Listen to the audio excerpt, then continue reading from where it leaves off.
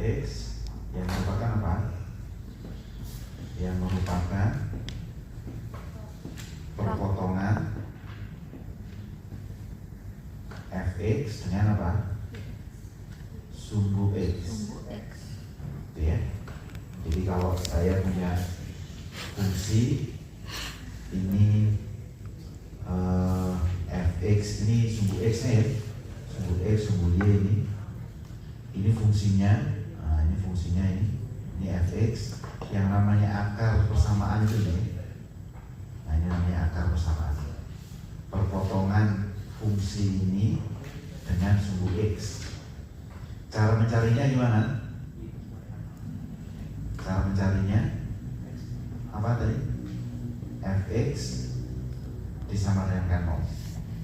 Ya, kita cari X sehingga memenuhi. Nah, sehingga kalau yang di sebelah kiri sekarang kita mencari akar persamaan dari fungsi ini. Apa ini?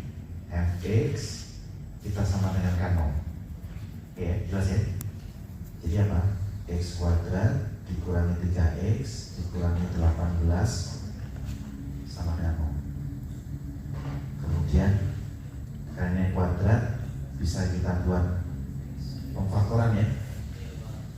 Pemfaktoran X kalau dikalikan jadi 18, kalau dijumlahkan atau dikurangkan jadi minus 3.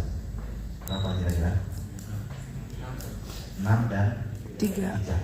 Kalau 9 dan 2 kan nggak bisa 3 ya. 9 dan 2 kan nggak bisa minus 3. Jadi yang bisa ini 6 dan 3.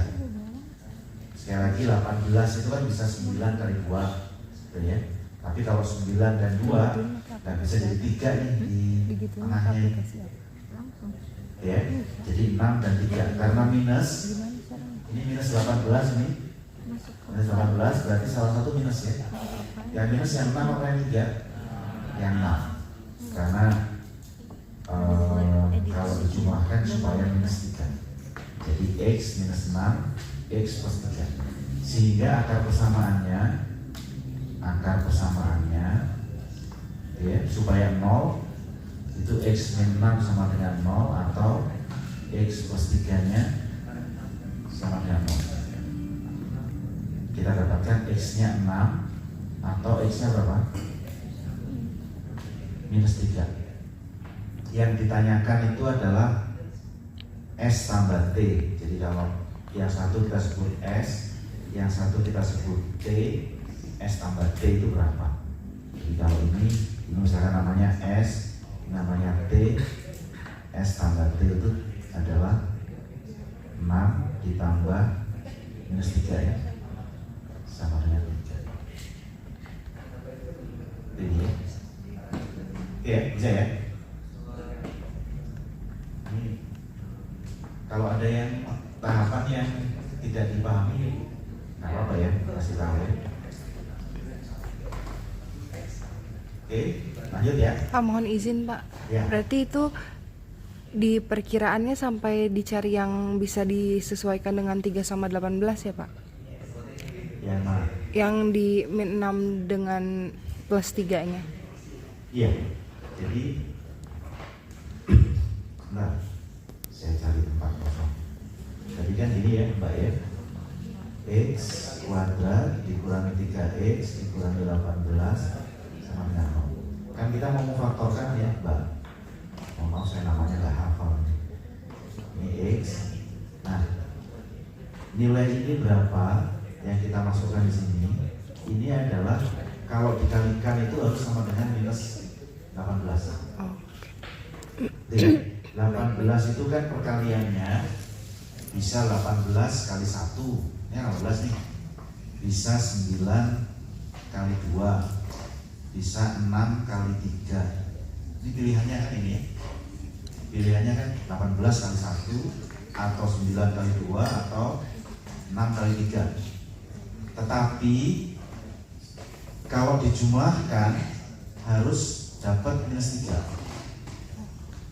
ya. 18 dengan 1 itu kan kalau dijumlahkan kan bisa 19, kalau dikurangi bisa 17. Nah ini kalau 9 dan 2 kalau dijumlahkan itu 11, kalau dikurangi berapa? 7. 7. Kalau 6 dan 3 itu 9, kalau dijumlahkan, kalau dikurangi itu 3. Nah ini kan 3 nih, sehingga yang memungkinkan cuma ini aja nih. Yang memungkinkan cuma 6 dan 3, karena yang lain itu nggak bisa dapat penjumlahan atau pengurangan yang hasilnya 3.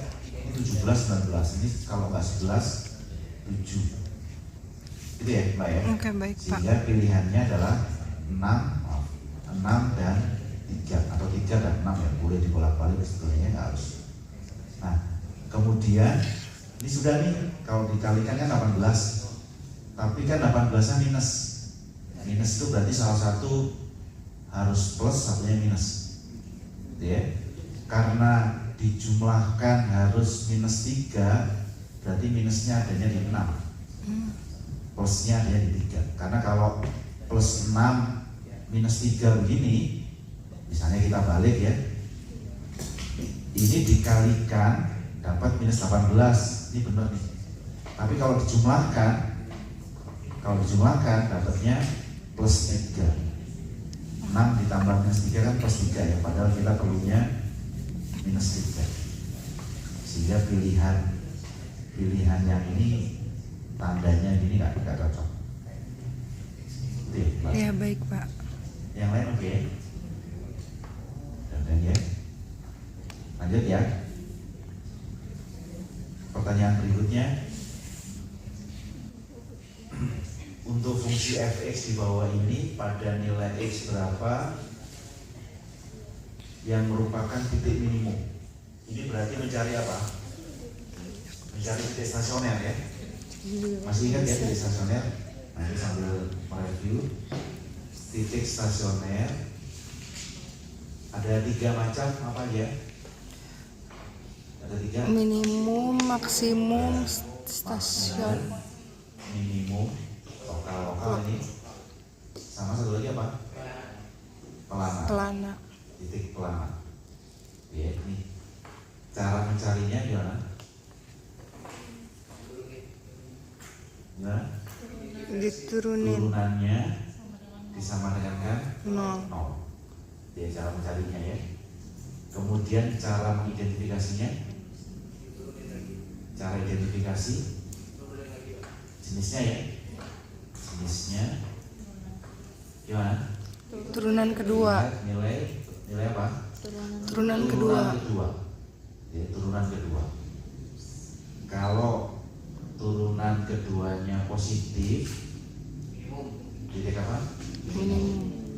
Kalau turunan keduanya negatif, Maksimum. dia maksimum lokal. Kalau turunan keduanya 0, dia titik pelana. Ya. Kemudian saya kira teman-teman mudah-mudahan masih ingat, ini bentuknya namanya fungsi apa ini?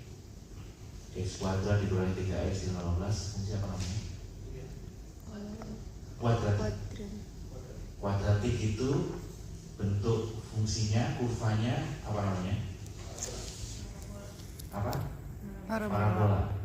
Parabolanya itu ada yang ngadep ke atas, ada yang ngadep ke bawah. Kalau ini ngadep ke bawah, ke atas. Parabola itu masih ingat ya? Jadi fungsi kuadratik itu ada yang bentuknya, saya buat gambar warna lain nih. Ada yang bentuknya begini, itu ya. Ada yang bentuknya ngadepnya ke bawah begini. Kapan ngadep ke atas, kapan ngadep ke bawah? Ditentukan oleh apa? Oleh Titik maksimum. Nah, kalau kita punya fungsinya seperti ini, gimana kita tahu ini ngadepnya ke atas ke bawah? Lihat apanya? Angkanya Angka yang mana? yang terakhir. Lihat koefisien dari x kuadrat. Ya, jadi fungsi kuadratik itu bentuknya ax kuadrat bx plus c. Lihat a-nya ini. Kalau yang ngadep ke atas itu yang a-nya positif. Yang ngadep ke bawah ini yang A-nya negatif. Gitu ya. Punya kita mesti negatif nih. Positif. Positif. Ya, positif karena positif itu ngadepnya ke atas seperti ini. Lebih dari Jadi kalau digambar dia ngadep ke atas. Makanya ditanya titik minimumnya. Kalau ngadep ke atas itu stasionernya itu titik minimum. Gitu ya. Jadi tidak ditanya titik stasionernya berapa, tapi langsung ditanya titik minimum. Kenapa? Karena fungsinya ngadepnya ke atas. Gitu. Jadi ada titik minimumnya, dicari titik minimumnya di bawahnya. Oke, jelas ya. Jadi supaya apa namanya? Kenapa kok langsung nanya titik minimum nih? Misalkan karena memang dia cuma punya satu kuadratik, itu cuma punya satu stasioner, yaitu yang paling bawah itu. Oke, jelas ya. Pak, mohon izin Pak, saya mau tanya. Ya. Itu ada alasannya nggak Pak disebut titik maksimum dan minimum lokal? Apakah nanti kemudiannya lebih lanjutnya ada titik maksimum atau minimum interlokal? Lawan katanya lokal bukan interlokal nih. Global, Lawan Pak. katanya lokal. Internasional. Apa? Ada yang tahu nggak lawan katanya lokal? Pernah dengar global?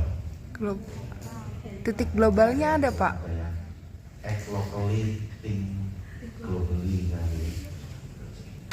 Kenapa kok disebut lokal? Kenapa disebut global? Nanti karena yang titik stasioner itu belum tentu paling kecil, benar ya. Jadi misalkan gini, fungsi itu bisa bentuknya bisa misalnya begini, nah bisa begini misalnya begini. Titik ini minimum lokal. Minimum lokal itu cuma minimum di segmen ini aja dia minimum. Tapi bukan yang paling kecil. Karena ada yang nilai lebih kecil lagi. Yang di sini kan lebih kecil dari sini ya. Bisa gitu ya. Jadi kenapa disebut lokal? Karena seperti ini juga nih. Ini kenapa disebut lokal? Karena masih ada nilai yang lebih besar dari ini. Yang di sini kan lebih tinggi nih. Dari sini. Tapi di segmen ini misalkan dia yang paling tinggi. Jadi di segmen itu dia paling tinggi. Makanya kita sebutnya lokal. Jadi ya, baik. Baik Pak. Ada titik-titik tertentu lokal sekaligus global. Jadi seperti tadi, pada saat kita punya fungsi kuadratik yang bentuknya parabola begini, titik ini minimumnya lokal tapi sekaligus global. Karena fungsinya naik terus yang sebelah kanan, yang ini juga naik terus yang sebelah kiri nih. Nggak pernah lagi turun. Makanya yang ini, yang paling bawah ini ya global juga. Karena dia yang paling bawah, nggak ada yang lebih bawah dari itu. Oke, jadi dia lokal sekaligus global. Tapi yang contoh di sebelah kanannya itu lokal saja. Karena masih ada nilai yang lebih rendah lagi yang di sebelah sini. Yang lebih rendah lagi. Oke, jelas ya? Jelas Pak. Kita lanjut lagi ke tadi, mencari titik minimum atau titik stasioner. Berarti cara nyarinya apa tadi? Kita cari turunannya kita sama dengan karno, gitu ya. Saya tuliskan dulu fungsinya. Fx sama dengan x kuadrat dikurangi 3x dikurangi 18. Turunannya apa ini? 2x min 3. Min 3. Minus 3. Udah. Sudah. Turunannya konstanta ini 0 ya. Nggak usah saya tuliskan lagi. Kemudian mencarinya tadi, turunan pertama ini saya cuma tekankan 0. Jadi 2x dikurangi 3 Sama dengan kan 0. 2x sama dengan 3. X-nya 1,5. 3/2 ya, atau 1,5. 1,5.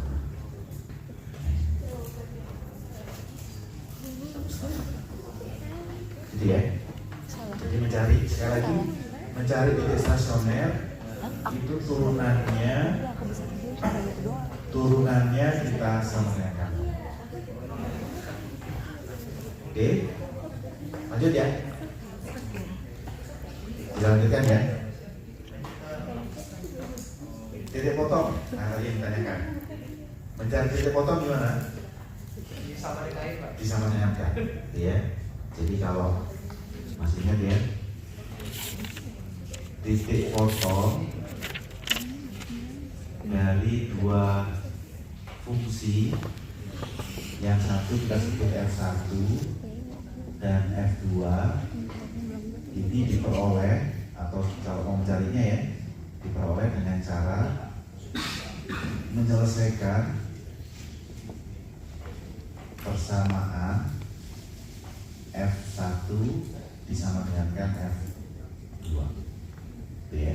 Yang namanya titik potong jangan lupa, titik potong itu kalau saya punya dua fungsi, ini misalnya fungsi yang pertama, ini fungsi yang pertama nih, misalnya ya.